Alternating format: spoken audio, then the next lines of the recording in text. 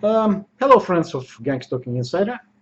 Um, I would like to ask people who actually watch me if it's possible to subscribe because I have really low subscriber numbers and it doesn't change. This is kind of strange. I have it stays there on the same number. And so we'll start today about gangstalking. And I had a question once: can gangstalking be used for a good thing? Um, I don't think so. In this time of age, no. But there's a situation in the past that I heard of recently that is really interesting. Um, it goes through Middle Ages. Early years of Christianity, and especially Northern Europe, where there's because Northern Europe got Christianity a little bit later than the other part of Europe, so they had this combination of paganism and part of Christianity. And the Northern Europe are pretty much during Middle Ages was in the military point influenced really heavy by uh, Vikings and by people who call themselves Russians. It's a part of Russian later empire, and they had a lot of conflicts in the north. The Kolsky Peninsula, it's upper part of Europe, with Finland and Russia, Norway meet in whole this area, and not just that, Baltic Sea as well. And they have this, I call it, great distribution of the land in the north. And Russia was already, in a way, starting really big into Christianity, and they had this fights with Christian knights who were in Northern Europe, and usually it's like Prussia, Prussia, Denmark, things like this. So the situation is kind of interesting. Um, the fight in the Middle Ages was very, very physical. There was no big weapons that you just, how you call it, a press button killer.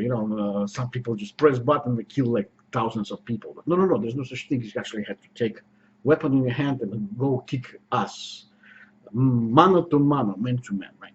And the situation was very interesting. After long journeys, military journeys, some people, in a way, become senseless, numb to violence. And when they come home, they have in a way, a form of post-traumatic stress disorder, which is a horrible thing, and this should be accepted and should be uh, cured in a way or compensated for in present time, which is not enough compensated. You see this veterans go to on the streets and some talks like crazy people. But this is horrible just because they're under awareness. So in Middle Ages, there was no such thing. As even they didn't have any uh, explanation for it, but they said just simply, later it showed up like a shell shock. Okay? So, in the Middle Ages, especially in the places where the Christianity was already in kind of a bigger way, for instance, in ancient Russia, the I mean Middle Ages Russia, there was a tradition. Everybody who came from the war supposed to go through a specific cleansing time, up to 3 years. There was, the people who were coming from the war. Regular people knew that they're coming wounded in their minds in a way because they saw so much violence and they become numb to this violence. So the only thing you can do is you have to go through a specific thing that some religions had, including Russian Orthodox and even in northern, I don't know much about northern religion about this, but yet I know there is something like this happening.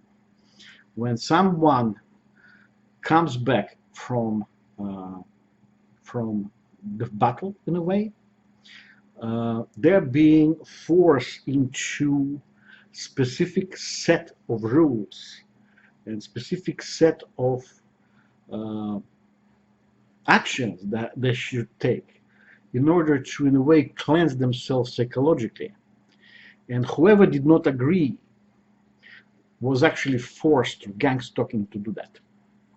And especially people who are under high power, because if you command like in big regiments, you send your men to die and you kill others.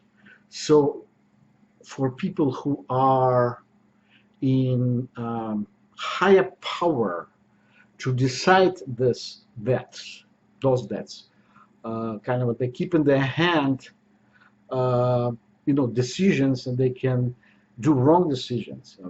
For some people who send so much people to die, or to send your people to kill someone, in the end, they kind of, psychologically, there is some kind of a trouble because for some, 1,000 dead or 10,000, well, at least the job is done, but it's what the wars this way are. I will do a really fast insert here. You see why gang stalking was used on them in the past?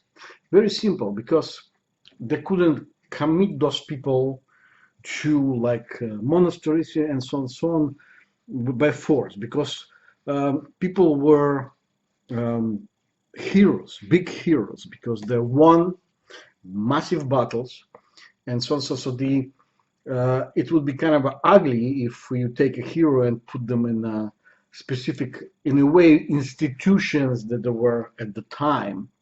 So the only thing they had to do is to do, in a way, gang stalking, to force those people to change their mind for everyday's lives and simply go to, in a way, fix themselves. Uh, and this is when the gang stalking was used in the past for a good thing. But in this age of technology, it's impossible. So this is it for today. Thank you guys, and please do subscribe on time. Please, if you even watch, um, if you watch, subscribe. Whoever you are. Okay, you have a good day.